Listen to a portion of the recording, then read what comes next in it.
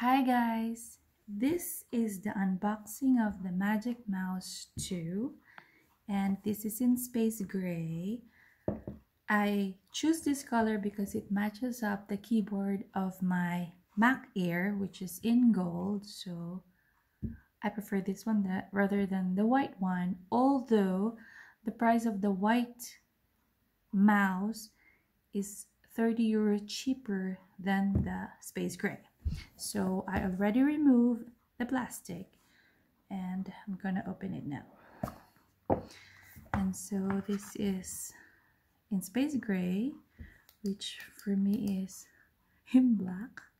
Okay, so there's no more battery here. It's an internal battery. There's no more AA battery, which I am using, by the way, for my previous mouse, which is in white.